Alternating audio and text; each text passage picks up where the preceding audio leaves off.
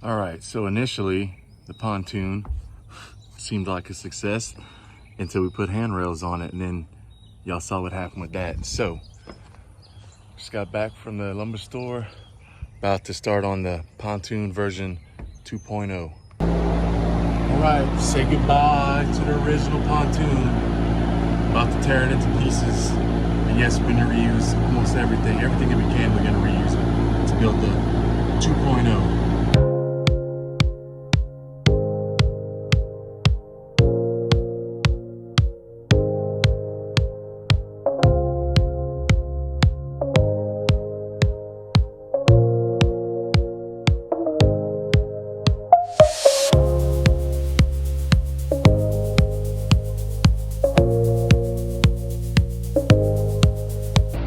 Decent opportunity to really kind of see the structure, how originally these went all the way to the front and then we added all that stuff in. But the next one is just gonna be 1, 2, 3, 1, 2, 3. It's gonna be 6 foot wide and it's gonna be 10 feet long. If anybody's thinking about doing some, building a barrel boat like I'm doing, or a floating ramp or whatever, get you one of these off of Amazon. And this is going to be used to tighten that in there, like that, and tighten them up real good.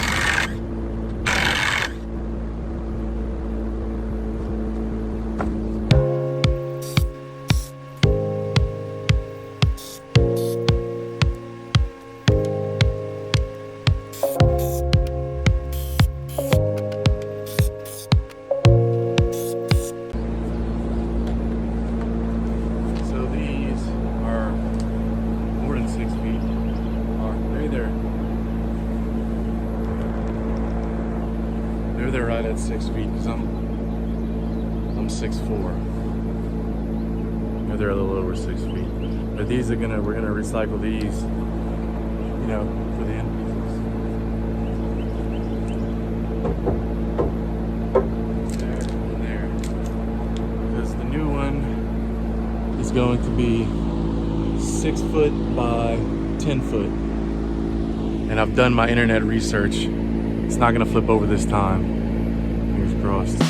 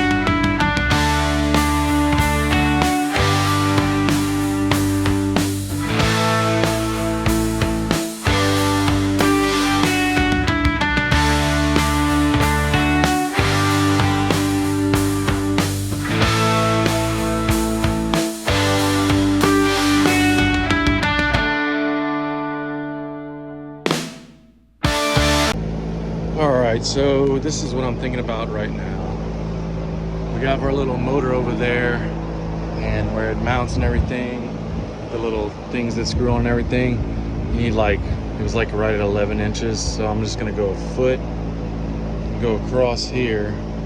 And basically this is gonna just be a little well so that the motor can sit flush with the surface and not higher like we had it last time. That way the prop can be further down in the water.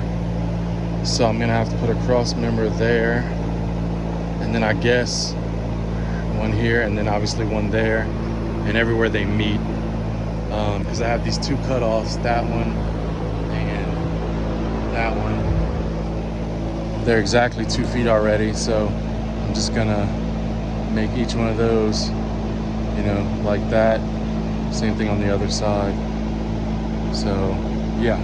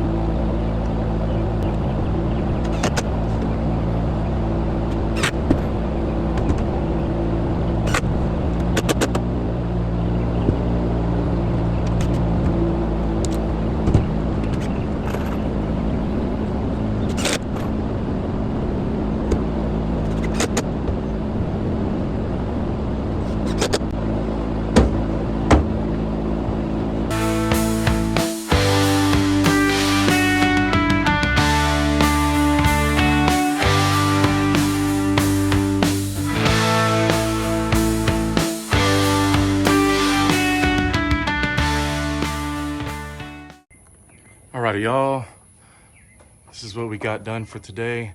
I just slapped the old rails on, just put a couple of screws in each one just to kind of see how it would look.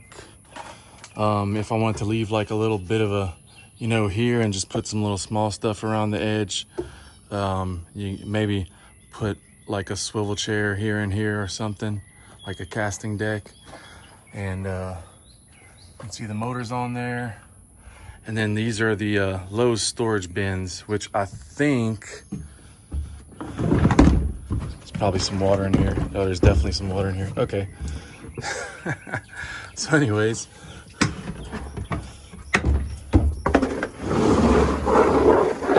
get off your water. I don't know if y'all can see the line, but you can definitely probably see where the screw holes are. So this is here and here.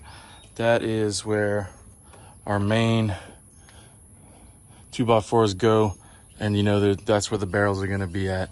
So I think we'll have just enough space. If you can see where those screws right there and those ones right there, I think we'll be able to cut out a little compartment, and this will fit like perfectly inside of there. And then you know, we'll just cut out a piece of plywood, put some hinges on it, put a lock on the other side, and I'll cut it to where the lip still touches on the half of that 2x4 that goes across. And we might do one back there too. We probably do two of them, maybe one of them we could do like a live well, or maybe I'll do another little smaller one. I don't know. In the back right here, this is the motor well, which eventually, just use a scrap for a visual. Probably going to have this closed in like that. Just enough room to where you can still turn the handles. And that way, let's see if I can get one in here. You know, we can put like, if we ever get a bigger motor, we could put a battery, or if we want to run trolling motor, we could put battery and, you know, whatever stuff back here, extra gas or whatever. And then what I want to do is have bench seats along the edge here and there. And then right here, we'll have probably some kind of a swivel chair for the, you know, for me to drive it. But so this one's gonna have 6 barrels, 3 on each side. And we'll try to get that done on the next one.